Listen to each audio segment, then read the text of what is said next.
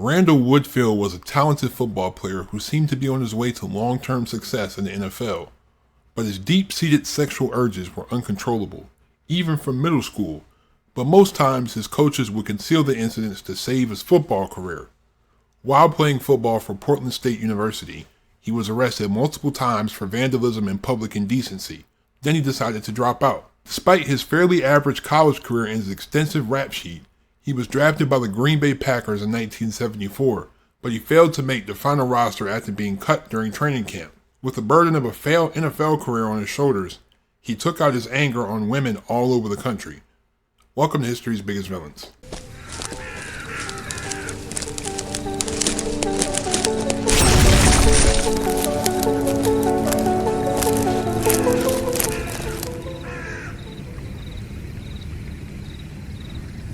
Randall Woodfield was born on December 26, 1950 in Salem, Oregon, the third child of an upper-middle-class family. His father worked at Pacific Northwest Bell Telephone Company, while his mother stayed at home. His two older sisters went on to become a doctor and an attorney. Though most accounts say his childhood was normal, he began to show sexually deviant behaviors in middle school as he started to expose himself in public. While in high school, he exposed himself again to a group of teenage girls and was arrested. He was known around the neighborhood as a peeping Tom, but suffered no repercussions for his lewd behavior. In fact, his incidents of indecent exposure were kept quiet by his coaches to keep him on the football team, and his juvenile record was expunged when he turned 18. After graduating in 1969, he attended Treasure Community College in Ontario, Oregon. It was here his behavior escalated to violence, as he was arrested for ransacking the apartment of an ex-girlfriend. Due to the lack of evidence, he faced no repercussions. He then transferred to Portland State University, joining the football team as a wide receiver. He became a member of the group Campus Crusade for Christ, but he didn't seem to fit in with anybody, as his peers and teammates remembered him as being strange. He was arrested multiple times in college for indecent exposure, being convicted twice for exposing himself to women. In terms of his work on the field, Woodfield was an average player at best, so his teammates were surprised when he got drafted in the 17th round of the 1974 NFL Draft by the Green Bay Packers. He didn't like contact, said former teammate Scott Saxton. The rest of us were like, he got drafted? You're kidding me. His NFL career didn't last long though. The Packers released him during the preseason. He was then picked up by the semi-pro Manitowoc Chiefs, but was dropped at the end of the season. Neither team stated a reason for cutting Woodfield, but during his time with both teams, he was involved in at least 10 cases of indecent exposure around the state. After his pro football career ended, he returned to Portland, where his behavior escalated from a peeping Tom to attacks on women. Woodfield held several women at knife point, forcing them to perform oral sex on him, then robbing them. This increase in crimes led law enforcement to set up female police officers as decoys. On March 3, 1975, Randall was caught after he tried to attack one of the decoys. He then confessed to his crimes, blaming his poor sexual impulse control on steroid use. In April, he pled guilty to a reduced charge of second-degree robbery, and he was sentenced to 10 years in prison, but he was paroled after 4, being released in July 1979. He was released from prison just in time to attend his 10-year high school reunion, where he reconnected with former classmate Sherry Lynn Ayers. The two had known each other since the 2nd grade. On October 9, 1980,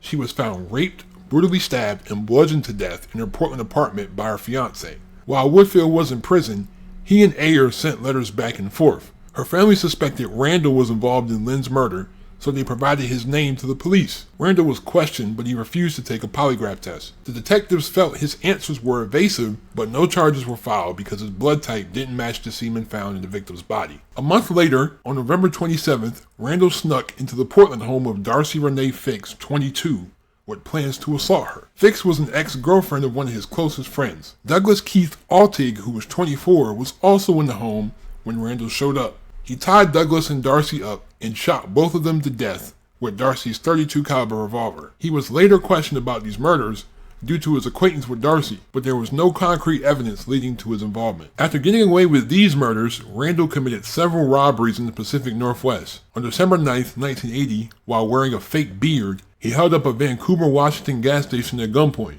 4 days later, in Eugene, Oregon, he ransacked the ice cream shop. The following day, he robbed a drive-in restaurant in Albany. He wore athletic tape over his nose, just like the nasal strips worn by football players. On December 21st, Again wearing a fake beard, he grabbed a waitress in Seattle, trapped her in the bathroom, and forced her to masturbate him at gunpoint. By January 1981, the police called him the I-5 bandit due to the majority of his crimes taking place along the Interstate 5 corridor. On January 8th, he robbed the same Vancouver gas station he held up the previous month. This time, he forced a female employee to show him her breasts after he emptied the cash register. 3 days later, he robbed a store in Eugene, and the next day, he shot a female clerk at a store in Sutherland, Oregon. 2 days later, Randall broke into a home occupied by two young girls aged 8 and 10. He ordered them to undress and raped both of them. 4 days later, in Salem, he entered an office building in Kaiser, Oregon, and raped two women, Sherry Hall and Beth Wilmot.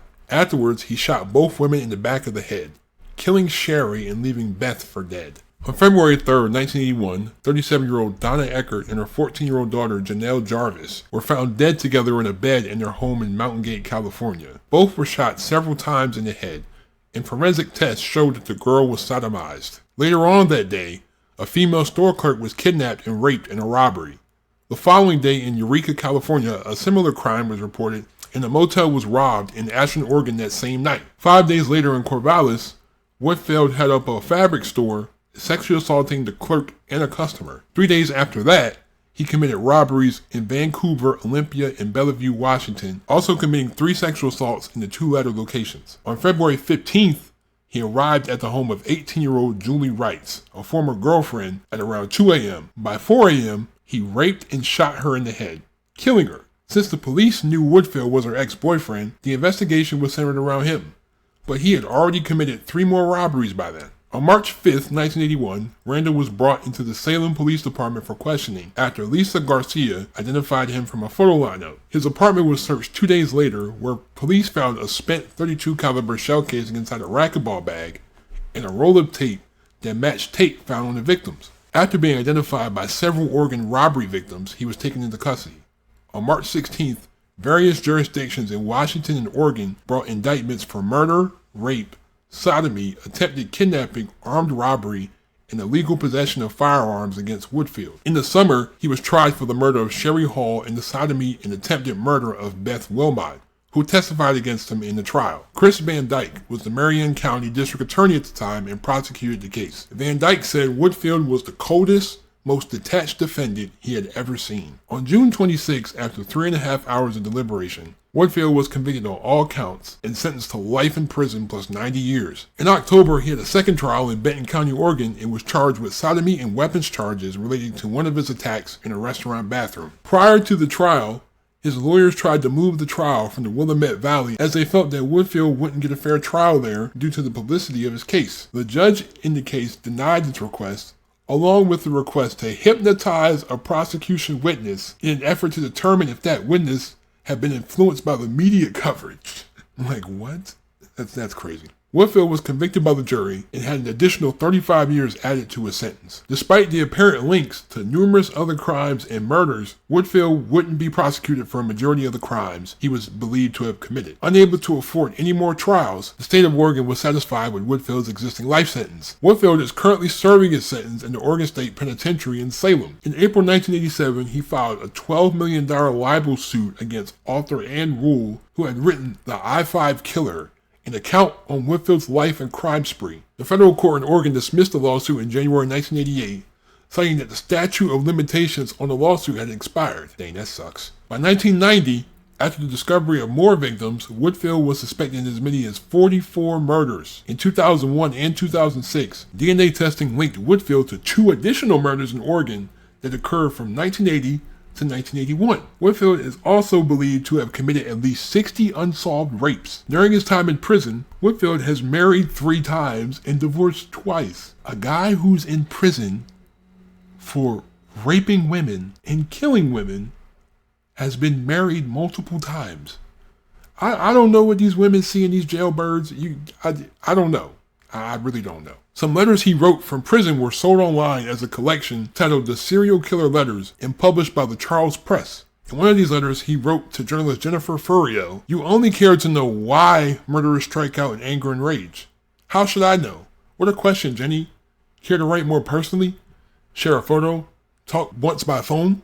Your choice. Ciao, Randall Woodfield." I think a lot of people kind of get this misconstrued because they feel like him being cut from the NFL was like the catalyst. I think he would have been a sexual predator this entire time.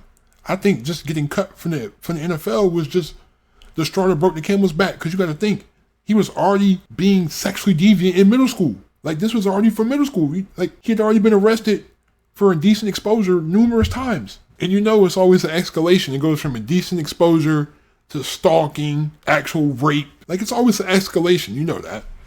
But I feel like he would have been a sexual predator the entire time, even if he didn't make it to the league. I feel like people would just kind of inflate that. Like, I don't know. And it's kind of weird how there's been a lot of guys in the NFL who have murdered people, if we're being honest. A lot of guys in the NFL who have killed people. That's kind of weird. But maybe it's the CTE. I don't know. But leave a like if you enjoyed this video. Hit that subscribe button if you're new to the channel. Also, don't forget to turn on my post notifications. I really appreciate all the support you guys give this channel. Please be safe, stay on the grind, have a great day. I'm out. Peace.